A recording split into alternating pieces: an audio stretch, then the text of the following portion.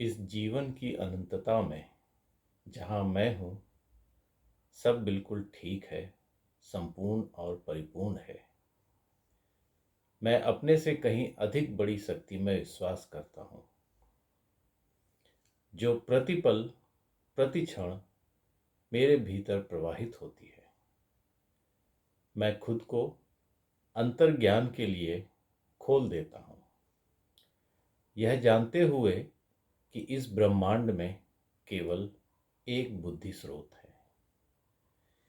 इस एक बुद्धि स्रोत से सभी उत्तर, सभी समाधान, सभी उपचार, सभी नई रचनाएं आती हैं।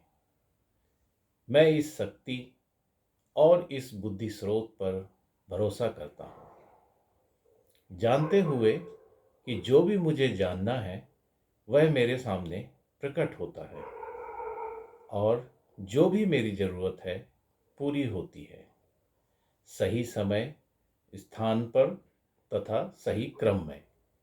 मेरी दुनिया में सब कुछ अच्छा है। यह कथन है you can heal your life, पुस्तक जो कि लुइस एल हे द्वारा लिखी गई है। इसका हिंदी अनुवाद आपका जीवन आपके हाथ।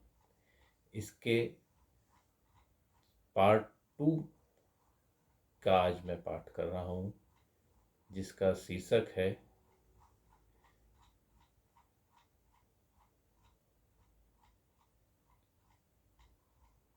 समस्या क्या है। अपने भीतर झांकना बेहतर होगा। मेरा शरीर सही ढंग से कार्य नहीं करता। दर्द, रक्त निकलना, दुखना, टपकना, मरोड़, सूजन, जलन, बुढ़ापा, देखने में परेशानी, सुनने में परेशानी, शरीर सड़ रहा है और ऐसी कई परेशानियां। इसके साथ आपकी अपनी बनाई अन्य परेशानियां। मैं सोचती हूँ कि मैंने यह सब सुना है। मेरे संबंध मेरे पक्ष में नहीं, उनमें घुटन है, किसी काम के नहीं हैं, बहुत अपेक्षाएं रखते हैं, समर्थन नहीं देते, हमेशा आलोचना करते हैं, प्यार नहीं करते, कभी मुझे अकेला नहीं छोड़ते, हर समय मुझे कुरेदते रहते हैं, मेरे साथ परेशान नहीं होना चाहते, मुझे दबाते हैं, कभी मेरी बात नहीं सुनते, और भी ऐसी ही कई बातें। इसके अलावा और भी अवधारणाएं। बिल्कुल, मैंने यह सब सुना है। मेरी आर्थिक व्यवस्था सही नहीं है, आर्थिक स्थिति बेकार है, कभी कभार ठीक होती है, काफ़ी नहीं, मेरी पहुंच से बाहर, बहुत ज़्यादा खर्च होता है, बिल अदा नहीं होते, पैसा हाथों से निकल जाता है, और भी अन्य बातें। स्वयं आपके द्वारा उत्पन्न और भी कई बातें। निश्चित ही मैंने यह सब बातें सुनी है। मेरा जीवन बेकार है। मैं जो भी करना चाहता हूँ वह कभी नहीं कर पाता। मैं किसी को खुश नहीं कर पाता। मैं स्वयं नहीं जानता कि मैं क्या करना चाहता हूँ। मेरे पास अपने लिए कभी समय नहीं होता। मेरी ज़रूरतों और इच्छाओं की पूर्ति नहीं होती। मैं केवल दूसरों को खुश करने के लिए यह सब कर रहा हूँ। मैं बस एक पायदान की तरह हूँ। किसी को परवाह नहीं है कि मैं क्या करना चाहता हूँ। मुझ में कोई काबिलियत नहीं है। मैं कुछ भी सही नहीं करता। मैं बस टाल मटोल करता हूँ। कोई भी चीज़ मेरे काम नहीं आती, और भी बहुत कुछ। इसके साथ जो भी आपने अपने लिए सोचा हो, मैंने ऐसा बहुत कुछ सुना है। जब भी मैं अपने नए ग्राहक से पूछती हूँ कि उसके जीवन में क्या चल रहा है, तो आमतौर पर उपर्युक्त जवाबों में से कोई मिलता है, या इन जवाबों में से कई।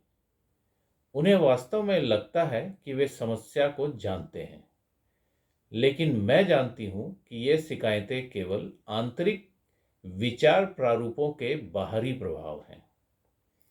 आंतरिक विचार प्रारूपों की तरह की सतह के नीचे एक और अधिक गहरा, अधिक मूलभूत प्रारूप है, जो सभी बाहरी प्रभावों का आधार है। जब मैं कुछ मूलभूत प्रश्न पूछती हूँ, तो उनके द्वारा इस्तेमाल किए गए शब्दों पर ध्यान देती हूँ। आपके जीवन में क्या चल रहा है? आपका स्वास्थ्य कैसा है? आप अपना निर्वाह कैसे करते हैं? क्या आपको अपना काम पसंद है? आपकी आर्थिक स्थिति कैसी है? आपका प्रणय जीवन कैसा है? पिछला रिश्ता कैसे समाप्त हुआ था? और उससे पहले का रिश्ता किस प्रकार समाप्त हुआ था? अपने बचपन के बारे में संक्षेप में बताएं। मैं शरीर की मुद्राएं और चेहरे की भाव भंगिमाएं देखती हूँ, लेकिन अधिकांशतः मैं उनके शब्दों को सुनती हूँ। विचार और शब्द हमारे भावी अनुभवों को जन्म देते हैं। जब मैं उन्हें करते हुए सुनती हूँ, तो मैं सहजता से उनकी समस्याओं के कारण समझ जाती हूँ। हमारे शब्द हमारे अंदरूनी विचारों के बारे में बताते हैं। कभी कभार उनके शब्द उनके अनुभवों से मेल नहीं खाते, जिनका वे वर्णन करते हैं। फिर मैं समझ जाती हूँ कि या तो वे वास्तव में नहीं जानते कि क्या हो रहा है, या फिर वे मुझसे झूठ बोल रहे हैं। इनमें से एक शुरुआती बिंदु है और हमारी बात शुरू होने के लिए आधार बनते हैं। अभ्यास। मुझे क्या करना चाहिए? अगली चीज जो मैं करती हूँ वह है उन्हें एक पैड व एक कलम देना और किसी कागज पर सबसे ऊपर यह लिखने के लिए कहना, मुझे यह करना चाहिए। उन्हें उपरोक्त वाक्य को पूरा करने के 5 या 6 तरीकों की एक सूची बनानी होती है। कुछ लोगों को शुरुआत करने में कठिनाई होती है और कुछ के पास लिखने के लिए इतनी बातें होती हैं कि उन्हें रोकना मुश्किल होता है। इसके बाद मैं उन्हें अपने सामने एक बार में एक सूची को पढ़ने के लिए कहती हूँ, जिसमें हर वाक्य मुझे करना चाहिए से शुरू होता है। जब वे पढ़ते हैं तो मैं पूछती हूँ क्यों।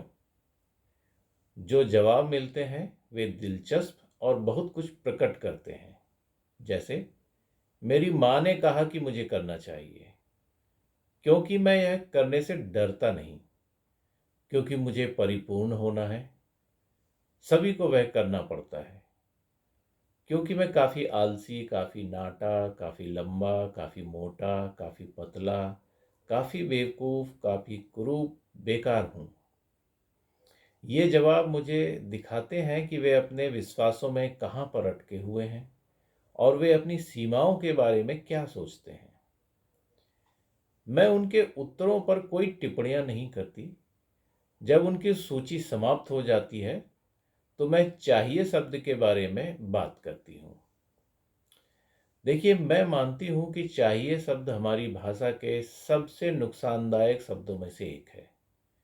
हर बार जब हम चाहिए का इस्तेमाल करते हैं, वास्तव में हम गलत कह रहे होते हैं। या तो हम गलत हैं, या हम गलत थे, या हम गलत होने वाले हैं। मुझे नहीं लगता कि हमारे जीवन में और गलतियों की ज़रूरत है। हमारे पास चयन की ज़्यादा आज़ादी होनी चाहिए। मैं चाहिए शब्द को हमेशा के लिए शब्दावली से निकालना चाहती हूँ। मैं उसके स्थान पर सकता हूँ रखना चाहती हूँ। सकता हूँ हमें आज़ादी देता है और हम कभी गलत नहीं होते।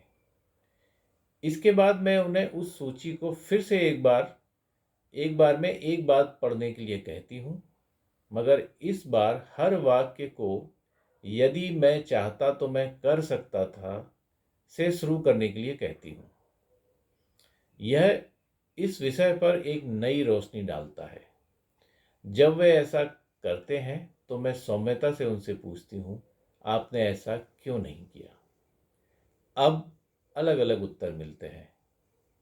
मैं नहीं करना चाहता, मैं डरता हूँ, मैं नहीं जानता कि कैसे करना चाहिए, क्योंकि मैं उतना अच्छा नहीं हूँ, और भी बहुत कुछ। हम अक्सर पाते हैं कि वे बरसों से खुद को किसी ऐसे कार्य के लिए कमज़ोर समझते हैं जो वे कभी करना ही नहीं चाहते थे, या वे कुछ ऐसा ना करने के लिए अपनी आलोचना करते हैं जिसे करने का उन्होंने उनका विचार ही नहीं था। अक्सर ऐसा था कि किसी और ने कहा कि उन्हें करना चाहिए।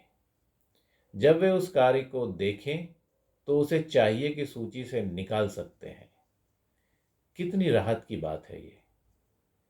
ऐसे लोगों को देखिए जो खुद को जबरदस्ती वर्षों तक ऐसे करियर में रखने की कोशिश करते हैं जो उन्हें नापसंद होता है, सिर्फ इसलिए कि उनके माता पिता ने कहा है कि उन्हें डेंटिस्ट बनना चाहिए या शिक्षक बनना चाहिए। कितनी बार हमने हीन भावना महसूस की क्योंकि हमें कहा गया था कि हमें किसी अन्य रिश्तेदार की तरह अधिक स्मार्ट या अधिक अमीर या अधिक रचनात्मक होना चाहिए। आपकी चाहिए की सूची में क्या है जिसे हटाकर आपको राहत महसूस होगी? जब तक हम इस छोटी सी सूची का अध्ययन करते हैं, वे एक नए और भिन्न रूप में अपने जीवन को देखना शुरू करते हैं। वे ध्यान देते हैं कि ऐसे कई कार्यों के बारे में वे सोचते थे कि उन्हें करने चाहिए, वे ऐसे कार्य थे जिन्हें वे कभी नहीं करना चाहते थे और वे केवल दूसरों को खुश करना चाहते थे। कई बार ऐसा इसलिए कि वे डरते हैं या ऐसा महसूस करते हैं कि वे उतने प्रभावशाली नहीं हैं। अब समस्या बदल रही है क्योंकि वे किसी और के मानदंडों पर खरे नहीं उतर रहे थे। ऐसा सोचकर उनमें उत्पन्न गलत होने की भावना को समाप्त करने की प्रक्रिया अंतिम कर दी है मैंने। इसके बाद मैं उनको अपने जीवन का दर्शन समझाना शुरू करती हूँ, जैसा कि मैंने अध्याय 1 में किया। मैं मानती हूँ कि जीवन वास्तव में बहुत सरल है। जो हम देते हैं वही वापस पाते हैं। हम जो भी सोचना चाहते हैं और करना चाहते हैं उसमें यह ब्रह्मांड हमें पूरी तरह सहयोग देता है। जब हम छोटे होते हैं तो हम अपने आसपास के बड़े बुजुर्गों की प्रतिक्रियाओं से अपने और जीवन के बारे में महसूस करना सीखते हैं। ये विचार जो भी हों, वे हमारे बड़े होने पर अनुभवों के रूप में फिर से हमारे सामने आएंगे। हालांकि हम केवल विचार प्रारूपों के साथ कार्य करते हैं और ताकत का केंद्र हमेशा वर्तमान पल में होता है। इस क्षण में परिवर्तन शुरू हो सकते हैं। अपने आप से प्यार करना। मैं यह समझाना जारी रखती हूँ कि चाहे उनकी समस्या दिखने में जो भी हो, मैं किसी के भी साथ केवल एक बात पर काम करती हूँ और वह है अपने आप से प्यार करना। प्रेम चमत्कारी दवा है। अपने आप से प्यार करना हमारे जीवन में जादू की तरह काम करता है। मैं अहम या अकड़ या घमंड की बात नहीं कर रही क्योंकि वह प्रेम नहीं है, वह केवल भय है। मैं अपने प्रति अधिक सम्मान और हमारे शरीर व दिमाग के चमत्कार के लिए आभार की भावना की बात कर रही हूँ। मेरे लिए प्रेम ऐसे स्तर तक सराहना है कि मेरा दिल भर के छलकने लगता है। प्यार किसी भी दिशा में जा सकता है।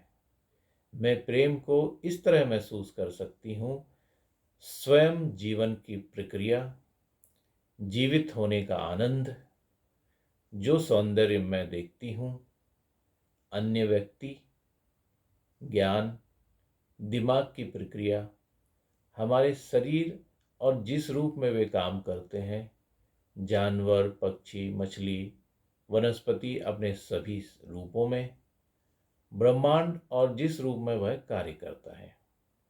आप इस सूची में और क्या जोड़ सकते हैं?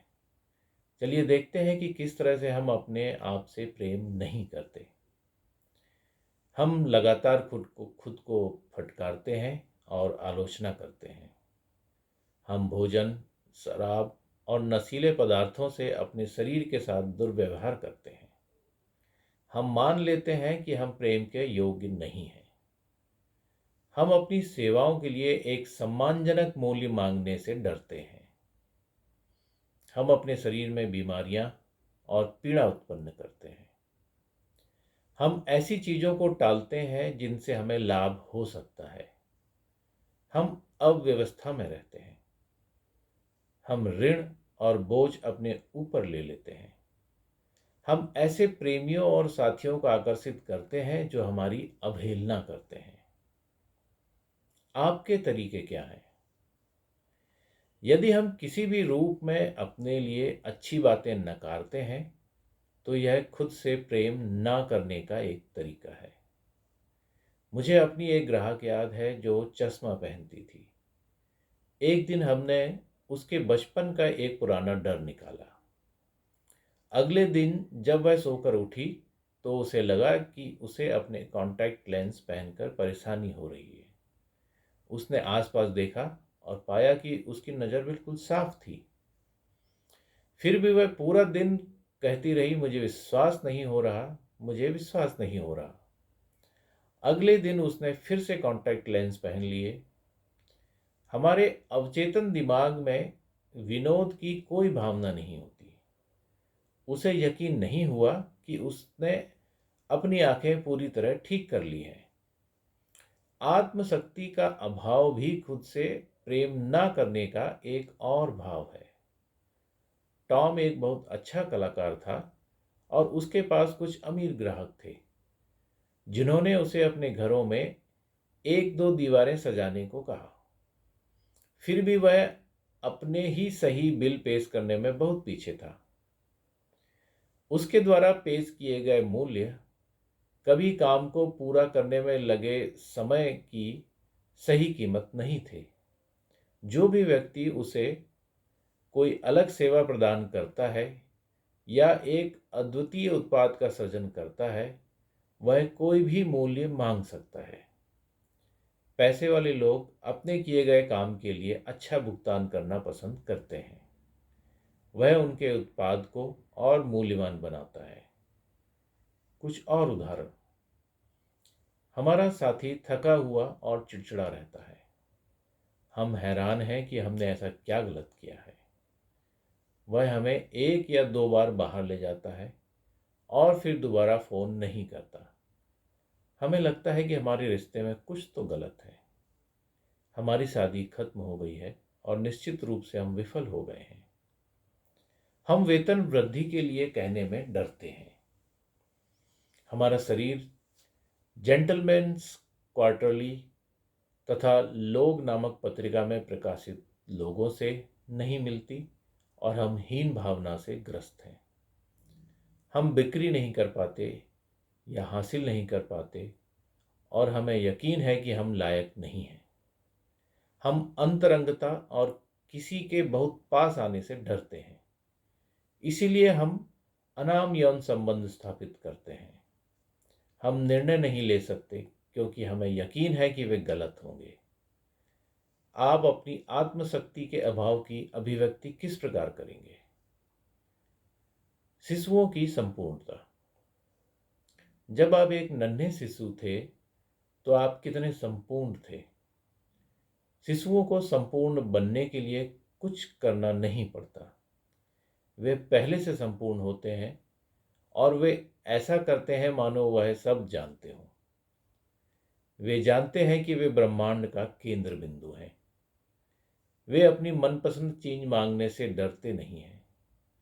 वे अपनी भावनाओं को खुलकर अभिव्यक्त करते हैं। आपको पता है, जब कोई शिशु क्रोधित होता है तो वास्तव में पूरे पड़ोस को पता चल जाता है।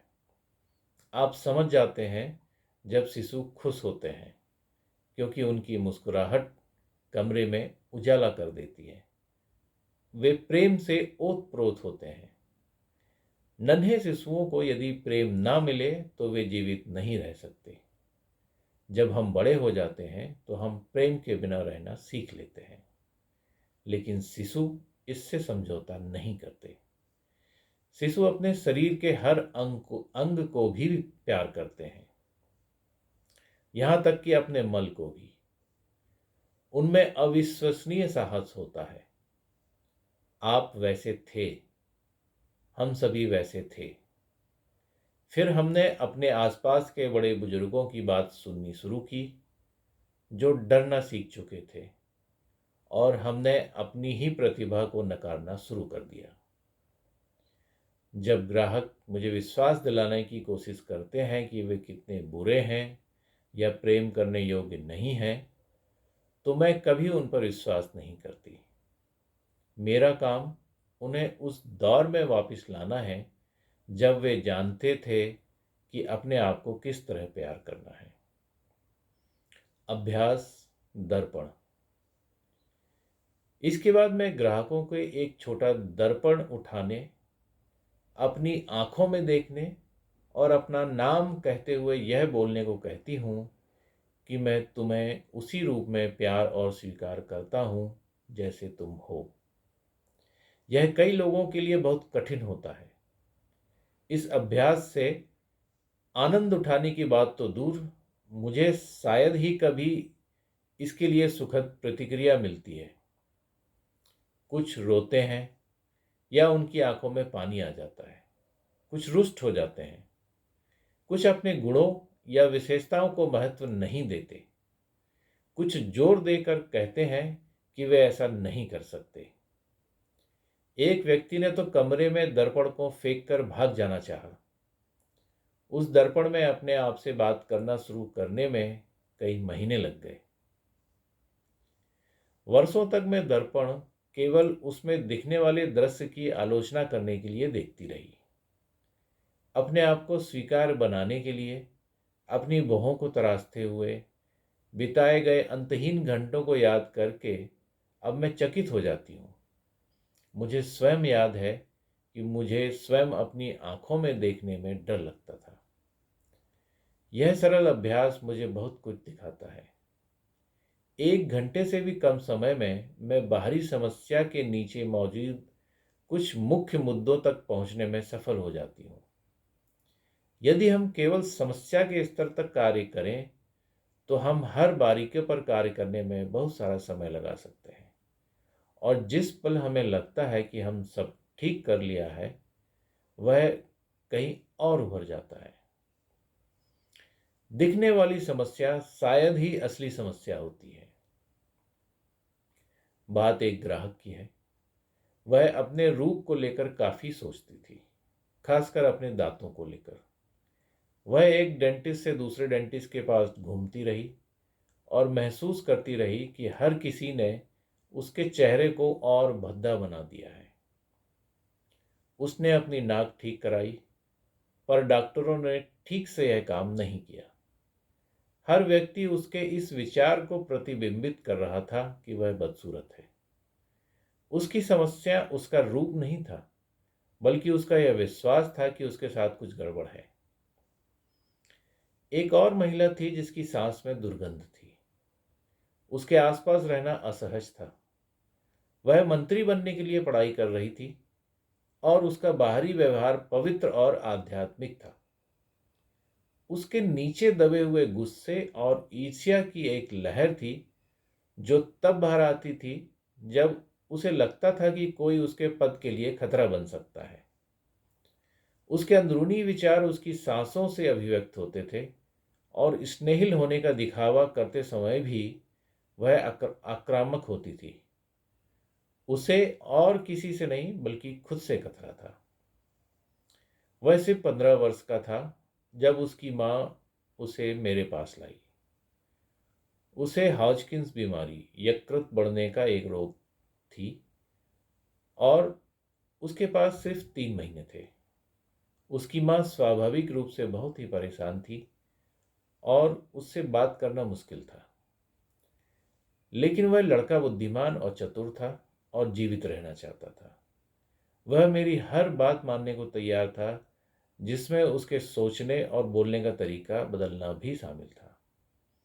उसके माता पिता अलग हो चुके थे और हमेशा बहस करते थे। उसके पास वाकई एक व्यवस्थित घरेलू जीवन नहीं था। उसे अभिनेता बनने की बहुत चाह थी।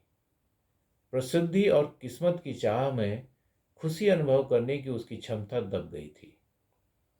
उसे लगता था कि वह तभी स्वीकार्य और महत्वपूर्ण बन सकता है जब उसके पास प्रसिद्धि हो।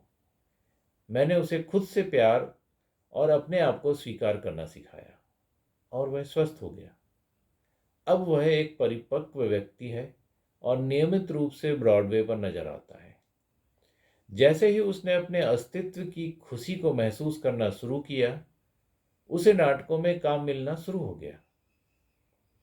अधिक वजन एक और अच्छा उदाहरण है कि किस प्रकार हम एक ऐसी समस्या को सुधारने में बहुत सी ऊर्जा व्यर्थ करते हैं जो असली समस्या नहीं है।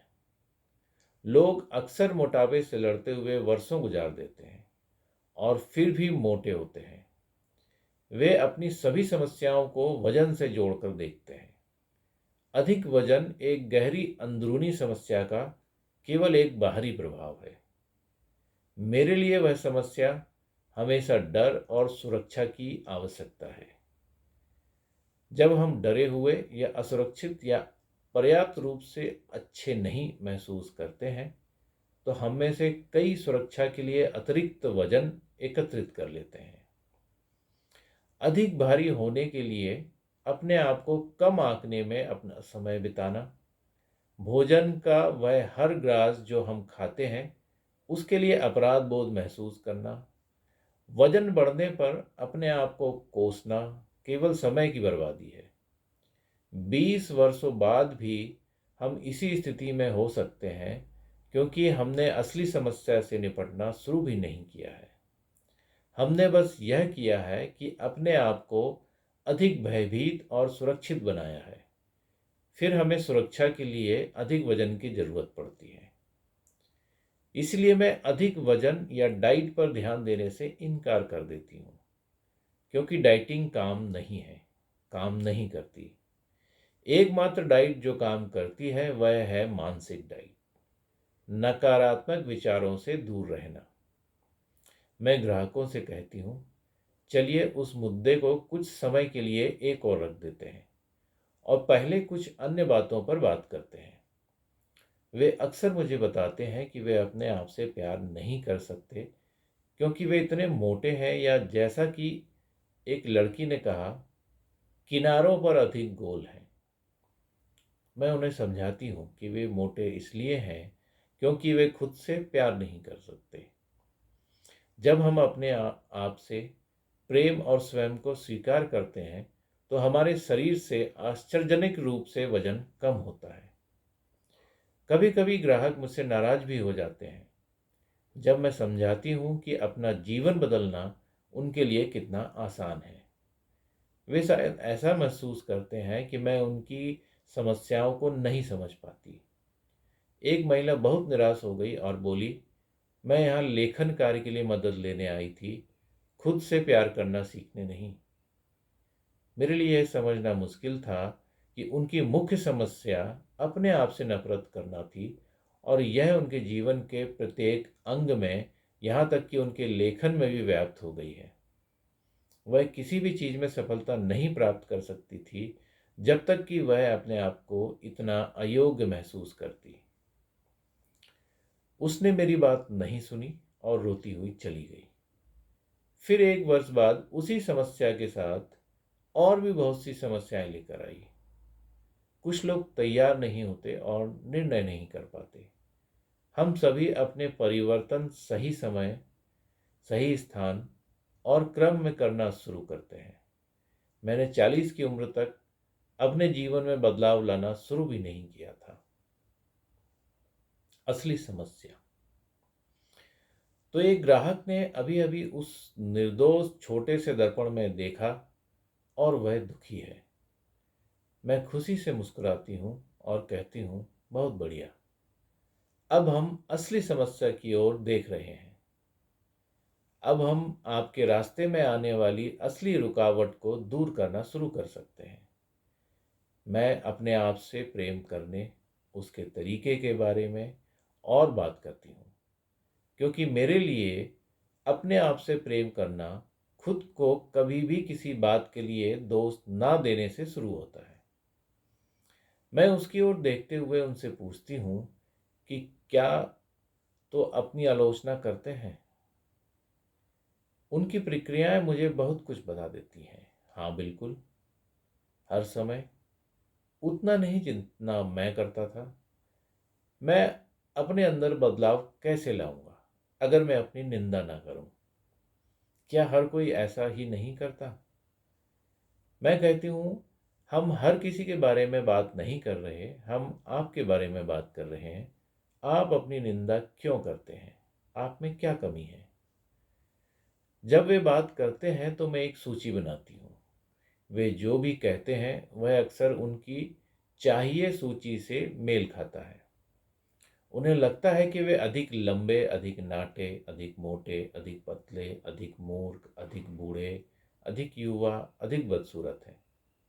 अक्सर सबसे खूबसूरत व्यक्ति या महिला यह कहती है, या उन्हें अधिक देर हो गई है या अधिक जल्दी है, वे अधिक आलसी हैं, और ऐसी ही कई बातें। ध्यान दीजिए कि लगभग हमेशा सब कुछ अधिक होता है। अंत में हम समस्या के आधार पर पहुंचते हैं और वे कहते हैं, मैं उतना बेहतर नहीं हूं। वाह वाह, आखिरकार हमने असली समस्या को खोज लिया है। वे अपनी आलोचना करते हैं क्योंकि उन्होंने यह मान लिया है कि वे उतने अच्छे नहीं हैं। ग्राहक हमेशा चकित होते हैं कि हम कितनी जल्दी इस मुद्दे पर पहुंच गए हैं। अब हमें किसी दुष्प्रभाव, साइड इफेक्ट, जैसे शारीरिक समस्याओं, रिश्तों की समस्याओं, पैसे की समस्याओं या रचनात्मकता के अभाव के बारे में परेशान होने की जरूरत नहीं। हम अपनी सारी ऊर्जा, सारी समस्याओं की जड़ अपने आप को प्यार ना करना के समाधान में लगा सकते हैं। इस जीवन की अनंतता में जहां मैं हूं, सब संपूर्ण और परिपूर्ण है। दिव्य शक्ति सदैव मुझे सुरक्षा देती है और राह दिखाती है। मुझे अपने अंदर झांकने में कोई खतरा नहीं है। मुझे अतीत की ओर देखने में कोई खतरा नहीं है। मेरे लिए जीवन के प्रति अपना दृष्टिकोण विस्तृत करना सुरक्षित है। मैं अपने व्यक्तित्व, अतीत, वर्तमान या भविष्य से कहीं अधिक हूं।